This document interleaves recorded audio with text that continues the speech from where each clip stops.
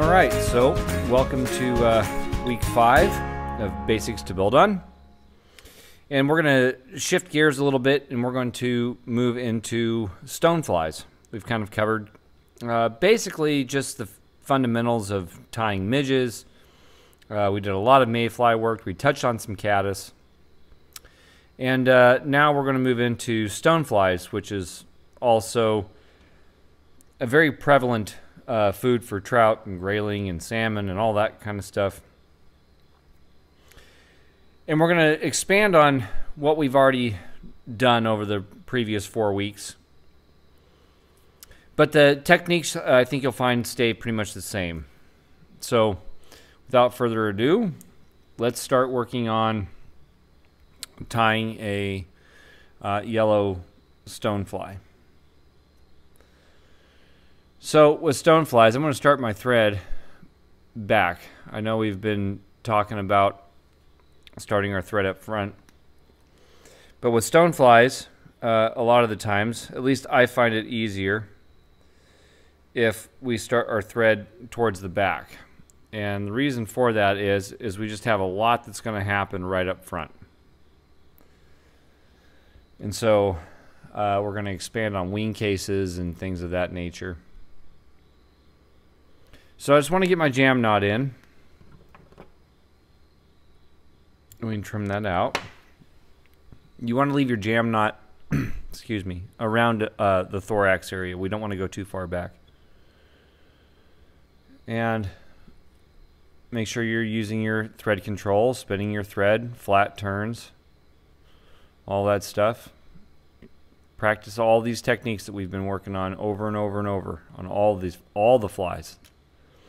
I know I've said it before, but I'm going to say it again. The goal here is by the end of these 6 weeks that you have a very firm grasp on the fundamentals to the point where you don't have to think about them again and they come second nature to you. So for the tail, obviously, well, I shouldn't say obviously. We're going to use something a little bit different, but a very popular choice for stonefly patterns like this, like yellow sallies or something of that nature, are going to call for goose biots. And we don't have goose biots for this session. So if you have if you're following along and you have goose biots, that's a great choice. The tie-in process can be a little bit different, but it is what it is. And so we're just going to use some turkey wing. So if you bought a material kit, you had a turkey wing included. I snipped this one off. The big ones look like this. And this will be somewhat close to a biot, and that's why those were included in the kit. You can also use, if you want to try to match more of a golden stone color, you could use the tips here like we did last week. They will split apart on you, most likely. You can use 2 or 3 per side. And so before we clip out our material, what we need to do is I want to give you kind of some prep work for using biots or thicker material. And what we're going to do is we're going to just place some thread wraps right over one another, 3 or 4, to create just a little tiny bump, if you can see that. It's just very tiny. And the goal here is that the tails fork. So when we put it on, they fork out and not in. If you're using something that's white, like a white feather, like I'm going to use here, you can absolutely get your Sharpies out here and color these things. I'm running kind of slim pickings on my white here. Maybe I can get some off this one. It's of decent size. But the goal is just to imitate the fly somewhat accordingly. And so if you've got Sharpies, you can color the feather here. If you want to use a different material, you can do that as well. The tying procedure doesn't change really. It's just the way the material will look on the hook does, or will. And so to make this easy, I've just trimmed out a small section of this turkey wing right there. I've got 3 off, total is 6. 3 for the left, 3 for the right. And a lot of the times, what we can do is invert this feather so that the concave side is facing out. So the concave side is the inner part of the feather, and we want to use that to our advantage. You can tie these in separately, you can tie them in together. We don't want a long tail. Oh, probably 1/2 to 3/4 of the hook shank. And I'm just going to do one at a time just to keep it easy. I'm just going to place one wrap over on my far side and get it situated.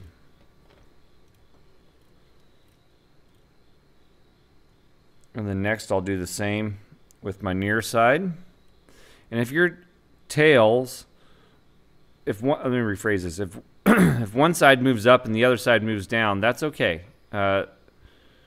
We're looking for structure here, not perfection.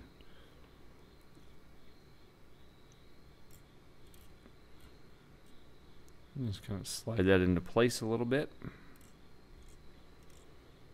And this is just so that we can build something. I'm going to put one extra wrap in because I'm not sure it's going to hold off of just 1 1/2. That looks about like that.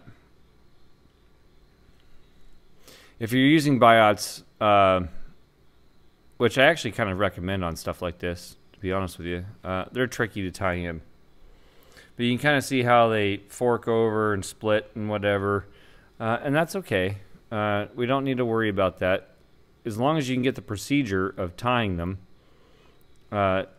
you can work on the finite details later.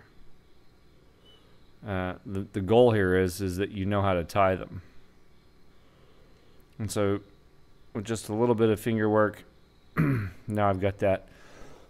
Excuse me, I've just got a frog in my throat. It's been pretty dry. Now we've got that tail situated. So what I want to do here, there's kind of 2 ways you can tackle this. One, you can add your copper wire at the back and tie it in with just a couple of wraps and then dub forward and bring everything forward. That's a skill that you'll definitely want to try to harness at later times. We're not going to do that here. What we are going to do is tie these in, and to help build symmetry, because we want to keep symmetry in mind as we're building our flies. I want to keep this material lined up directly on the sides as much as possible as they come forward. And if you need to jump forward, since we're going to dub the body, you can jump forward on and open spiral your thread wraps, just meaning there's a gap in there.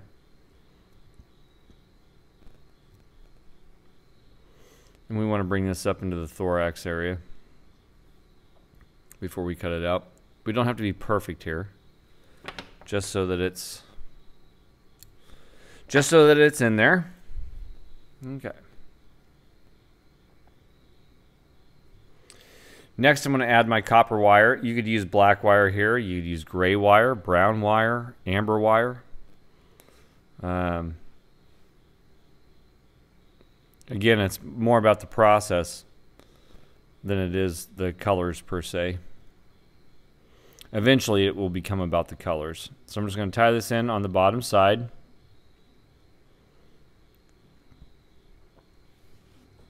And wrap this back.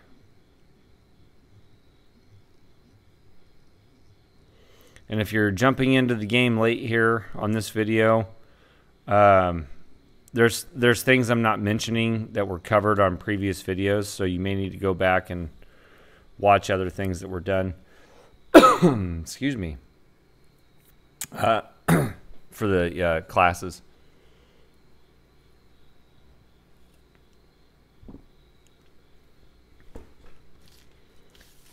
Sorry, I needed a little drink of water.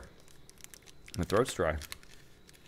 Okay, so what I have here is some yellow dubbing. And we're just going to dub this coming forward. Again, you can stop it shy, put it right on top. Place a wrap over, like we talked about previously. And now that you've done that, your dubbing is trapped. And you can twist it every turn if you need to. Now for something like this, because we have a rib involved and everything else, you don't necessarily need to be concerned if you have little black spots showing through.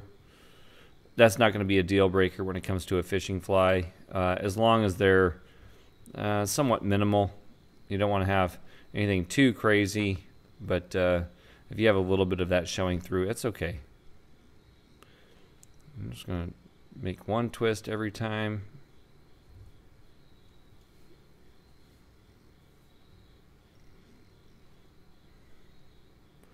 And now, since I have all that rest of my dubbing laying out back, I can just pull that off. Place a few wraps over. Now my dubbing's free. Now when you cut this off, you want to cut this off on the top side, because that's going to be hidden when it comes to the wing cases. And essentially, you can really dub this rib this either way. With the dubbing on there and the wire over the top, it's not necessary to make sure that you 100% counter rib this. I do recommend that you, whichever way you get comfortable with, ribbing or counter ribbing, that you just stick with that. And when it comes to something of a fly like we tied last week, where we have a natural body, natural feather body, that you 100% make sure you counter rib the fly. So I've got about 5 or 6 turns in there. I'm just going to bring the thread to the front side, tie it off again, pull down, wiggle out. Again, if you want better explanations on that stuff, you'll have to go back and watch previous videos.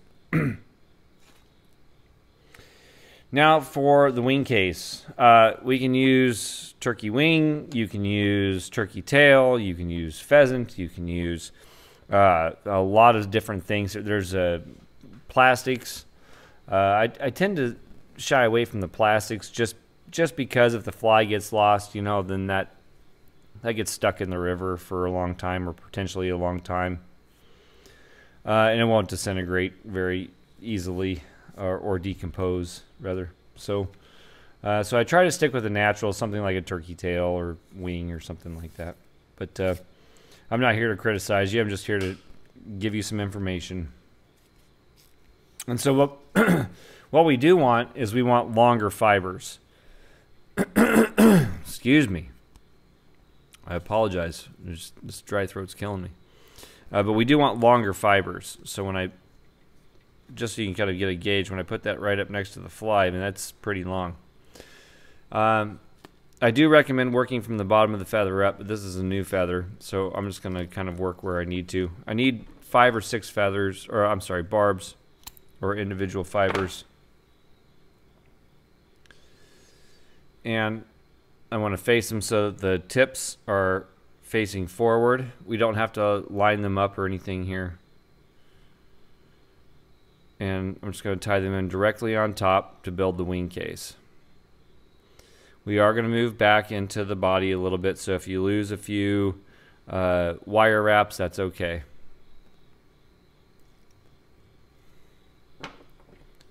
And we can just trim this out. If you want to, you can fold that piece I just cut out to the back and tie it in that V-wedge that I've talked about before, and that's fine too. So, okay.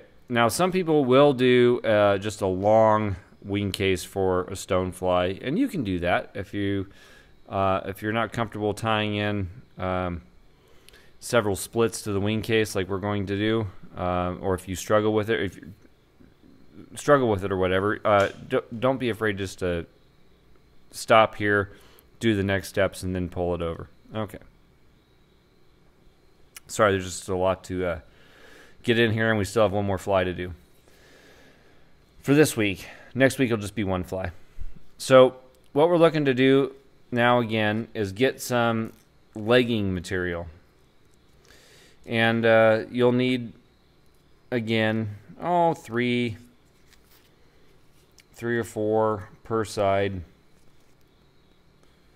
And so I'm just going to take it out of here. I've just separated 3. I'll cut this. I'll get another 3.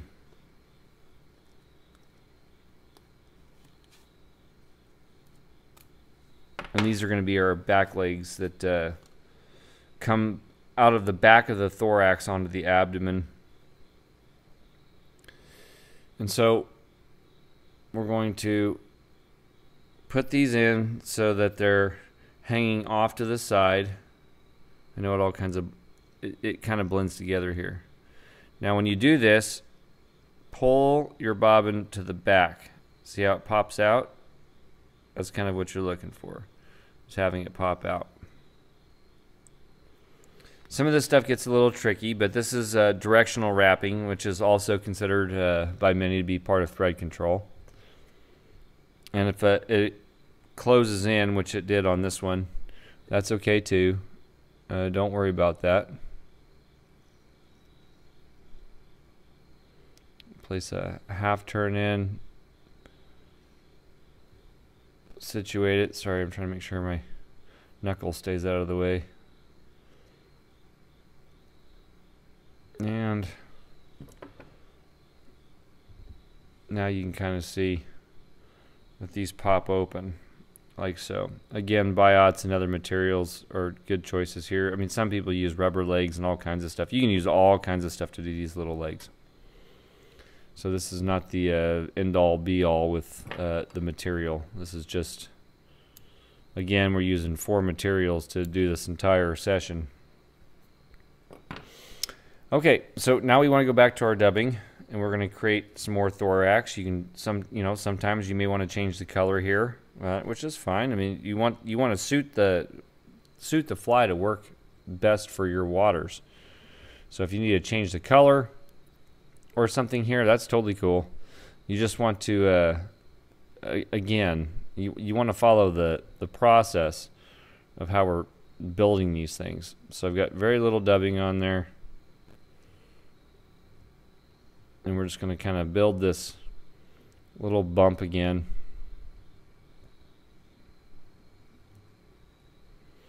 Okay, so now we're ready for our first wing case segment.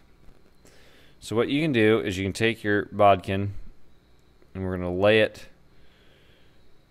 Well, let me rephrase this. What I'm going to do is I'm going to lay it right behind where my dubbing started, and I'm going to pull this over, kind of like so.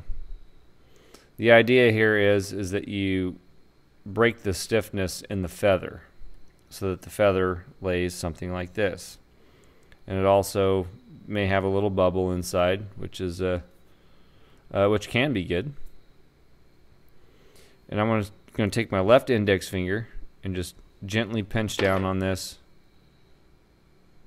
and place a few wraps over so that we have essentially something that looks like this. Get that leg out, it's trapped in the dubbing.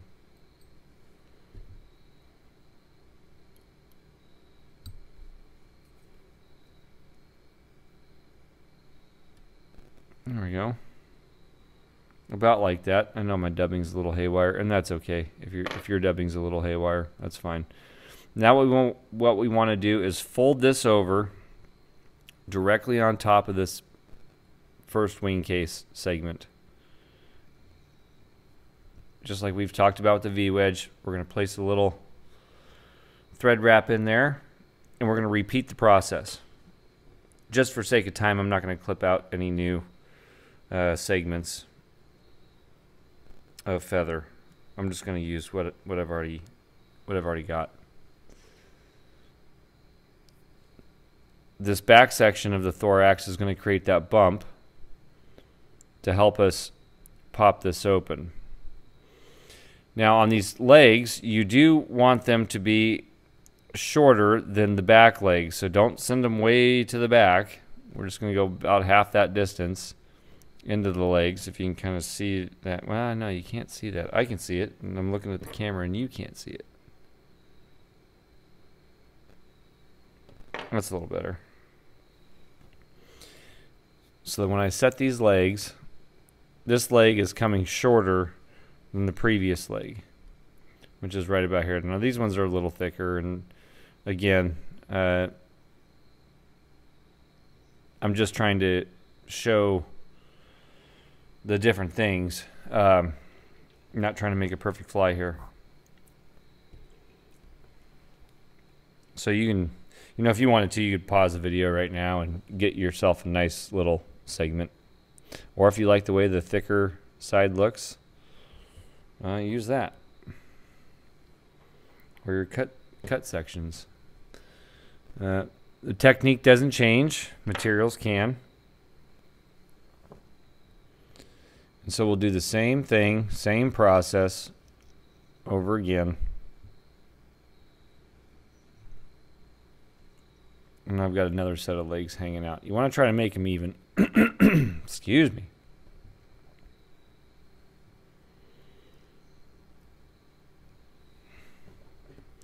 You want to try to avoid using glue and stuff right in here because it can really saturate everything. And there's other techniques and better techniques to create some of these things. There's no doubt about it. But we're going to kind of stick with the beginner stuff and hopefully help elevate you to the level where you feel comfortable enough to jump into some of those other things and try different stuff. That's the goal here. I know I keep re-emphasizing that stuff, but like there is a goal here. The goal is that you can just do the basic functions and maneuvers. Okay.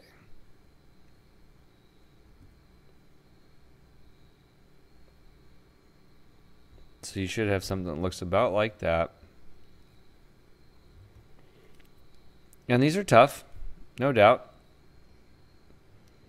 Now we'll build up a little bit higher bump of a thorax. I'll bring my thread to the front if I have too much debbing. If not, you may need to add some more. I can trim that out. And so now what I'm going to do is I'm going to use my bodkin again, and I'm going to set it about halfway through this original wing post or wing case. I'm just going to press down right on top of the back of the fly. Again, with my left index, I'm going to pinch over, slide it out.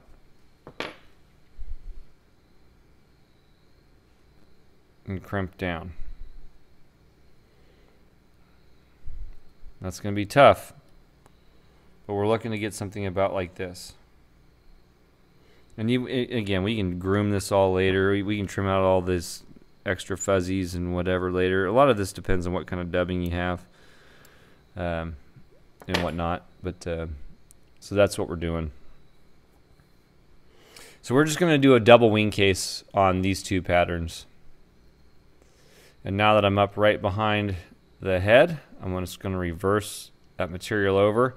One thing I'm going to do different, instead of working from the eye back, is I'm going to actually jump my thread to the back right to where that dubbing starts and pull down to create the head. That's the only thing I'm going to do different. And now I can work forward.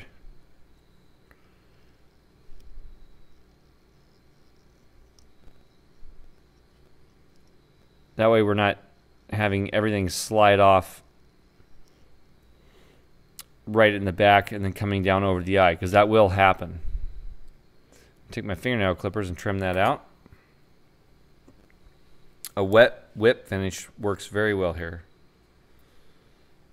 I'm going to take a little bit of glue or your head cement, whatever you got. Not UV. Don't do this with UV. I've tried it numerous times and it just never seems to work out well for me. And we just glue it shut and finish the head right up front. pull it nice and tight. You kind of dab the glue off a little bit with your finger. And that's it. So this is kind of the beginning fundamentals of tying a stonefly. So what you're going to get here is you're going to get this double wing case. And if it bubbles open like this, you know, there's some that's fine. But there's some great ways to start sneaking flash and stuff up inside here between the two. On the lower part, some people will encompass the bottom side and some dubbing and stuff like that. Next week we're actually going to put 3 excuse me, I really do apologize for my dry throat, but next week we're going to put in 3 wing cases like this. So we'll up the ante just a fuzz. But if your tails collapse or they split apart, that's okay. Don't worry about that. You can glue them together. Put a little drop of glue on your bodkin after the fly's all done and just run it through there. But in reality, it's going to fish about something like this in the water. That tail's going to collapse. And so having some extra movement back here, you know, really may not be a bad thing. And so, you know, so you can even see that I got a little bit of black showing through right there. And you know what? That's okay. It's a fishing fly. You know, it's the process. I'm not trying to win an award here, and you shouldn't be either. So, all right. So next we're going to tie a black stonefly. We're going to do it with a wire body and do some very similar things. Okay. So we're going to get into the black stonefly. We're going to do a wire body here. As you can see, I've already got everything prepped. I was just trying to cut down on the amount of video time that you had to watch. We're going to kind of break all the barriers here. So being a black stonefly, get a mottled color. You can take a black Sharpie to this stuff if you want to. I recommend doing this on like a card or something first, you know, where you color it up. I just don't want to get ink all over my fingers. Use this point as a pausing point on the video if you need to get caught up to here. The process doesn't change. It's the same thing you just watched. Now, what does change is we're going to do things a little bit differently here when it comes to working with wire. And I'm going to show you a more advanced technique. Give you something to work on. We won't be doing this technique again, so you can choose to adopt it, going back into things like the brassy or mayfly nymphs or whatever your choice. So what I've got here is I've got 3 wires, 2 black, 1 copper. Take your pick on the colors depending on the pattern that you're wanting to tie. And we're going to tie all 3 of these guys in at the same time. Now when I tie these in, all I want to do is have my thread start up front and work directly towards the back. 4 or 5 turns at max so that you can slide all of them underneath. Put a few more wraps in. We're going to start them on the belly, let them fold underneath. This could be a challenge. I get that, but that's what it's meant to be. And so what we want to do here is make sure that we have flat thread wraps, and we are working towards the back with all 3 wires at the same time. And we want to try to have the most even body as possible for this. And we're just going to work right back to the tail, and we're going to stop. Now, as you're coming forward, I want to emphasize on this a little bit. This is something we haven't really talked about.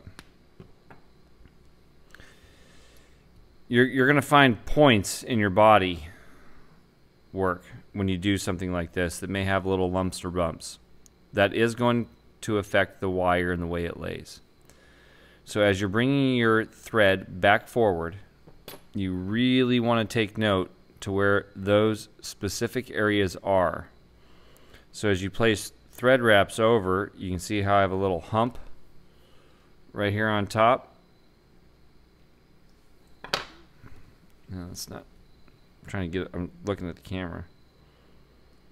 So there's a little hump right where that thread wrap laid. This is something where you can back your thread off, jump it forward so that it doesn't hit that specific target. This works much easier with flat thread wraps. You can also kind of work your bobbin back and forth to help achieve that goal.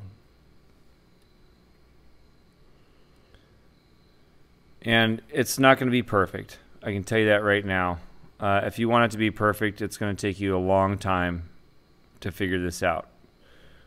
But one of the darn dry throat. But one of the goals here is to help you expand your horizons and show you different things. That there's more than one way to skin the cat, as it were.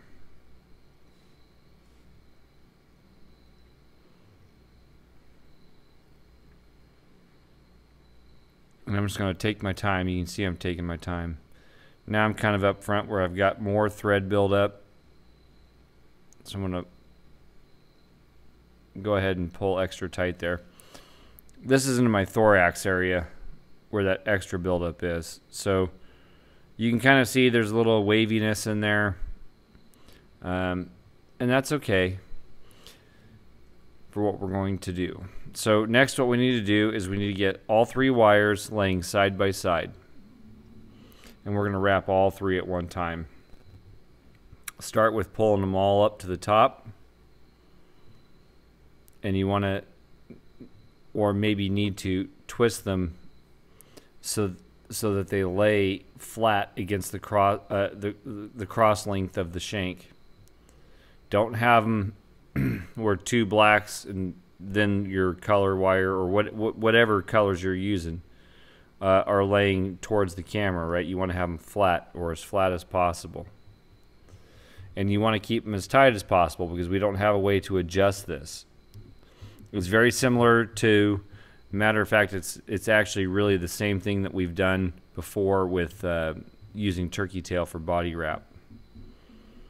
And now we're going to wrap this forward so that as every wrap goes around, you've got two wires to one wire colored. And this is just kind of a fun thing, but it gets your or can get your bodies to lay smoother and flatter when it comes to wire work. Now you can kind of see I've got some separation coming on right here. You can take your finger and just nudge it together, hold it in place as you're coming around, and it closes the gap a little bit. So you got to really get your fingers involved here, and we're not concerned so much about how many times all this is going around and how many ribs there are or anything other than just you doing the process here. And this is an advanced technique. This is not the goal here is to give you a little one of many actually is to give you a little confidence in what you've learned. And so as you bring this forward, you should have a body that looks about like that.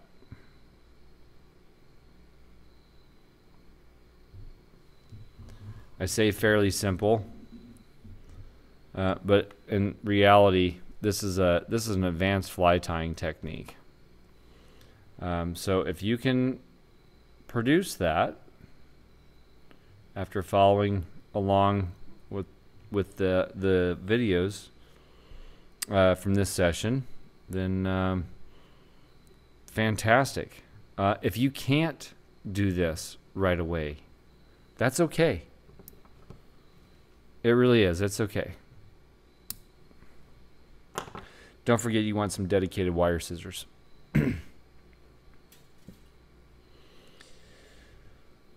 right, so now we have a fly that looks about like this.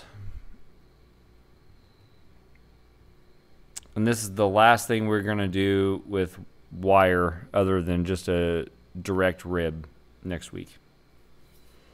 And you can see I've got a little black butt that produced the bump right out back. That's good. I've got my V-tail open. And so this part is you just honing in on learning a new technique and trying it. That's it. If you don't feel confident, tie some of the other stuff until you feel confident to where you can do this. I know you can. Okay. Enough of the pep talk. So what we want to do now is get our wing case.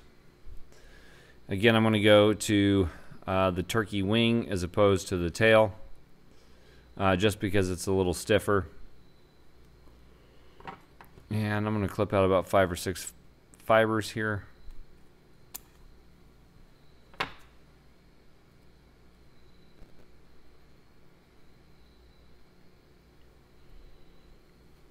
And I'm going to tie these in going forward. Now the rest of this process stays the same. I'm going to tie this in so I've got enough hanging out back to where I can fold it over twice. I want to keep this situated. After 2 wraps, don't be afraid to adjust it a little bit. You can kind of open spiral back a little bit. That wire is going to play a little bit of havoc on you. Don't let it twist to one side like it's doing there. You want to keep that right on top. Remember, loose over the top, pull down. Loose over the top, pull down. We covered that technique. If your material's slipping, loose over the top, pull down. I'm just going to come in here. Matter of fact, actually what I'll do is, because I talked about it the last time, we're just going to fold this to the back, place a couple wraps directly over, and now we'll cut it out. So you can do that and trap the material 2 ways. Okay, so we got to put legs in, and we need a thorax. So we're going to do it the same way. This time I'm going to use some ice stub. This is the Simperfly ice stub. I'll show you a few other things that you can do here. So with the ice stub being this long, we can just wrap it around our thread. Now since I tie counterclockwise, I pull it from the back side and lift up. Most of you probably tie clockwise, so you'll take it from the front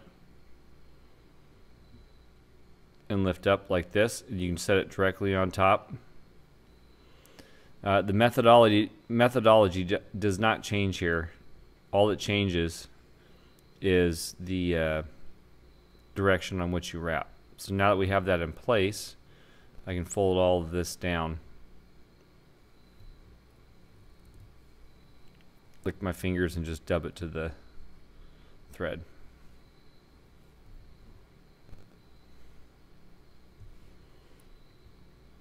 You know, so some of this is just about learning how to handle material. And we're going to place a few wraps in. Now I can lift up. I'll place 1 wrap in front just to make sure that it's all been separated. And we have no untwisting parts that are going to come into the thorax. All right, well, let's put our legs in. Again, I'm going to put 3 to each side.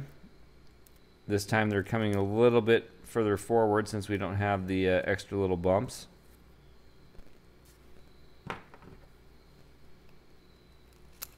Sorry, I'm doing it off camera because I'm just trying to keep the video a little bit shorter. You want to check for your concave sides and all that. Sometimes, you know, if you're using one feather and you don't have a pair that works from the other side, you're going to have one that leans in and one that leans out, and that's okay. I mean, it really is. You're talking fishing flies here. So I want to have a distance that's appropriate, about to the hook point. And again, if you got something that's white, you can color it. I'm not going to bother with that here because it's not about the coloring of the fly. It's about showing you how to tie it. So now we got one that sticks out. Now I like these sticking out because they just do this in the water.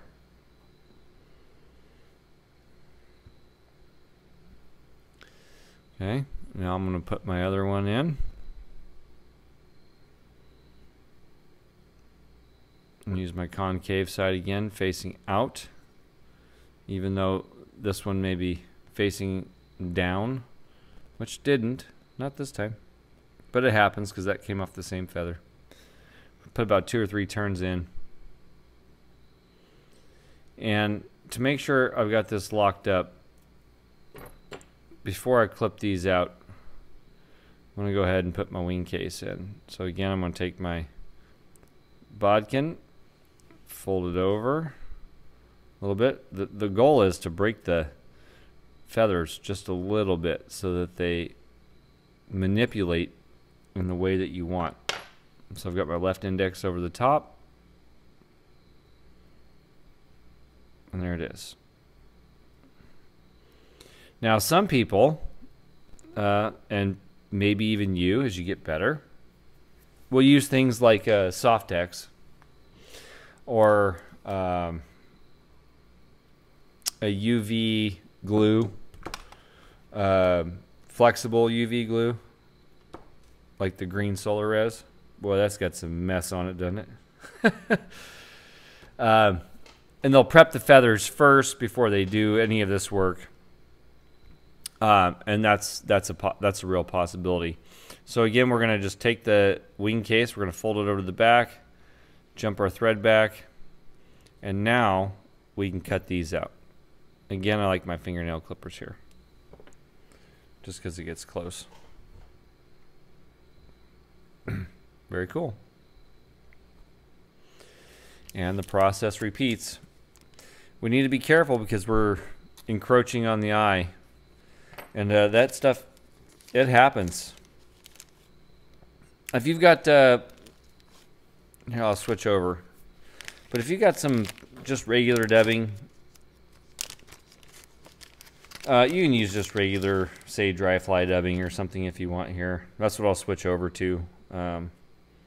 Again, I'm not super concerned about the outcome of the look here as opposed to expanding on your knowledge. So we'll just dub some black dubbing on here too, and it's fine. Now if you go to tie some of these in regular manner, I do recommend that you stick with the whatever materials you decide to originally go with. So we just cover up that little base. Again, I've got a whole bunch of loose stuff out the back. I can literally just pull it off to the side, put a wrap in front, maybe 2, and just pull that off. Lift that dubbing to the top and cut it out. Don't cut it off on the sides. Okay? And so there's just slightly different looks. Now you want to make sure your thread is in the back so we can put our next set of legs in. Maybe I'll go some white legs here just so you can see the difference between the back legs and the front legs. I guess those are white.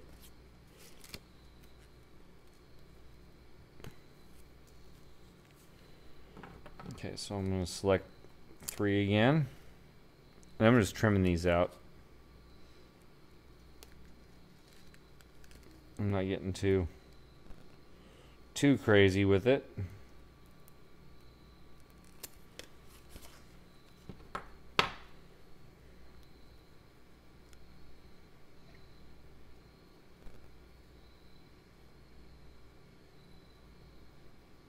Well, all right, I'll go 2 each way. just for the sake of time. Normally on a black stonefly, your legs would be black. For the purpose of what we're doing, though, I'm just trying to show you. So, again, if I turn this to the side and I place this leg, I want this leg to be, if you can get it, you want the concave side facing out, so the natural curve faces away from the hook shank. And I'm going to try to go about half that distance. Some people go the same distance on doing these legs, and that's okay. If that's the way yours comes out, that's not a big deal. Some people like that. Some people like them shorter. The natural are going to be just a tad bit shorter. Use your fingers to put all of it together. Cross over. And if you want to see it, you can take your bodkin and just pluck it out. So now we've got numerous legs coming out the one side. We're going to do the same thing on the tire side here in just a second.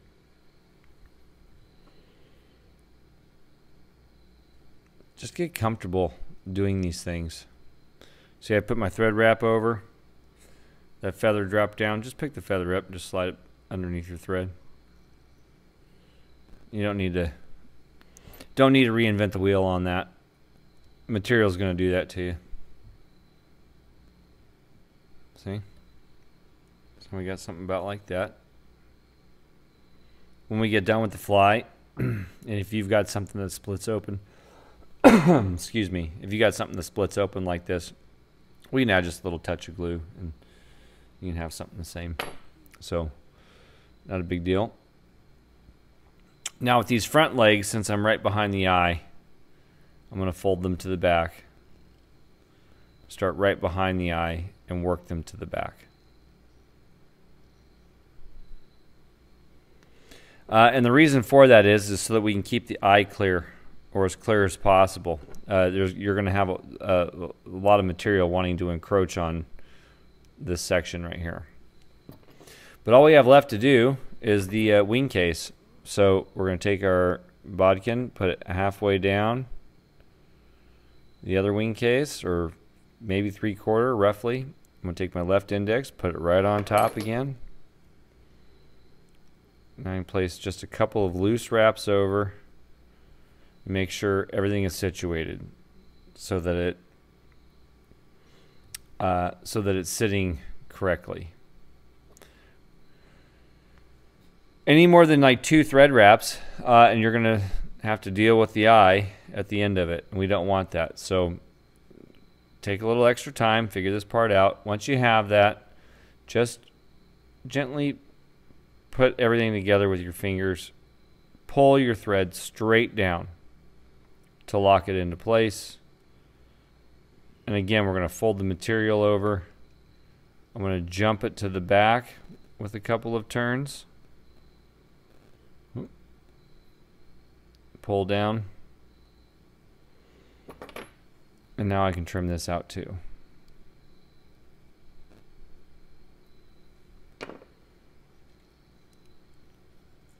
As I come forward, your thread's going to want to come right behind the eye. That's just the way it's going to be.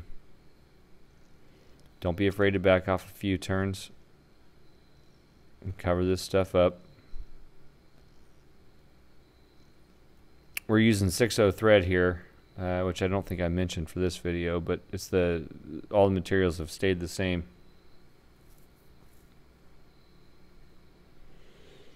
So, and now we can wet whip. If you got a little bit of material hanging out the front, that's okay.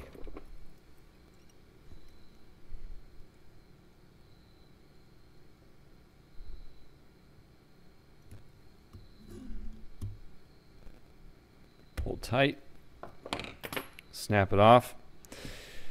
If you have extra glue coming in to your eye, then what you want to do is take a little piece of wire or something and just send it through the eye and twist it around to clean that out before it sets. So you can see that the head here is just a little bit bigger. We still have the double wing case. And you've got your double tail, you've got your legs. Now, when this is fishing, this is all not going to stay the same way. It's going to want to just, you know, it's going to want to do this. And so having that kind of a look to it, you know, it's going to help improve your chances of getting some attention. And there are other ways to manipulate and all these things. This, again, this is not the end-all be-all with how we can do things as fly tyers to produce these sorts of results. But this is just meant to be how you can manipulate very few materials in different manners and keep your spectrum small so that you can eventually branch out and find other things that you want to tie and other materials that may work better for you. And so that's what we're trying to achieve. And you can do it. You can do it. If I can do it, you can do it. Believe me. So that's it. That's the end of week 5. Right at about an hour. So if you like the videos, always appreciate a thumbs up. Tell your friends, like, subscribe, share. The goal here is to help as many people as possible in a fundamental structure without being too specific on areas. Just give a general overview of tying and tying techniques that you will use over and over again. And you will absolutely use all these over and over again.